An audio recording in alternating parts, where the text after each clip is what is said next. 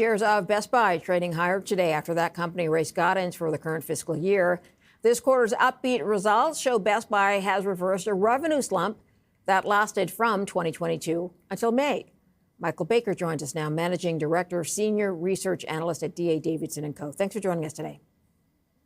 Great to be here. Thank you for having me. So consumers, I guess, are replacing the older technology with a newer technology. Is this the primary driver of growth for Best Buy? Absolutely. It is a product cycle story. Everyone bought new laptops when COVID hit in early 2020. The replacement cycle for those types of machines is usually about 4 or 5 years. So we started to see PCs get better right towards the beginning of 2024, and that's just accelerating. Helped a little bit by the Windows changeover, but generally speaking, this is exactly what we would expect from those product cycles. And now we're actually getting a little bit of a benefit in other areas like gaming. The iPhone 17 is actually a surprisingly strong phone. And probably most importantly, from an incremental standpoint, we got TV units positive for the first time in about 4 years this quarter. Dollar's still down because people are trading down to lower end TVs, but units were positive. Is AI demand part of this? People want the newer technology for AI? Helping a little bit, sure, I think. But even without AI, I think people would be ready to trade in their laptops as well. So to me, that's more of an add-on in terms of higher end features and maybe increasing the average selling price of laptops. People are opting for higher end laptops that have those AI features.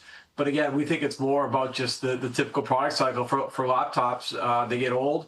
They break, and usually 4 or 5 years is the life cycle until you're ready for a new one. All right. So what about appliances, home entertainment departments for Best Buy?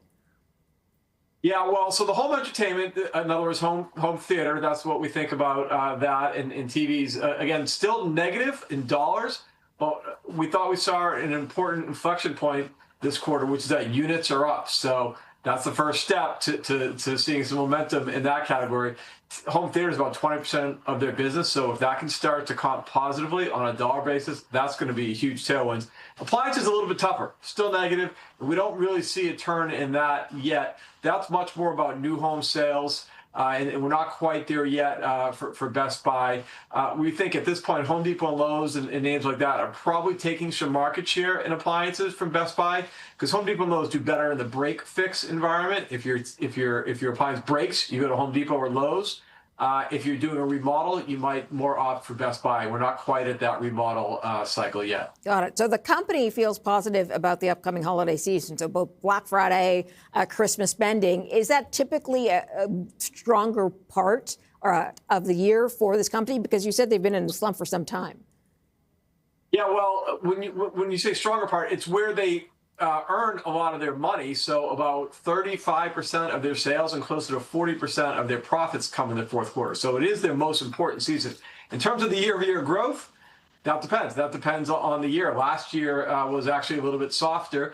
This year, they have a little bit of momentum going in. So we'll see. To us, it is a tough spending environment out there right now. Best Buy was one of the better reporters, but we have had a lot of misses this third quarter as well. So we're still a little bit uneasy on consumer spending, but Best Buy does have some momentum. And again, if last year wasn't as strong for Best Buy, that does set up for an easier comparison. So that does help. U.S. consumer sentiment is low. As you know, we've got sort of that K-shaped look where the higher consumers are spending and the low-end consumers aren't spending as much. When you add that in, could this affect the Christmas season for Best Buy? We think it could.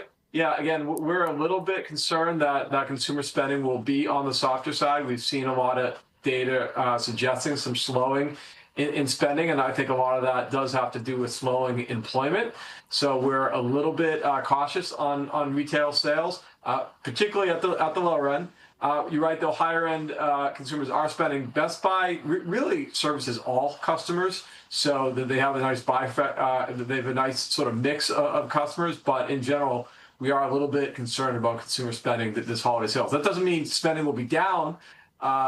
Certainly not negative, but we just don't think it will be as positive as it was in general versus last year. All right, Michael Baker, I'm going to leave it there. Sure, I'm out of time. Michael's Managing Director, Senior Research Analyst, D.A. Davidson Co. Thanks for your time.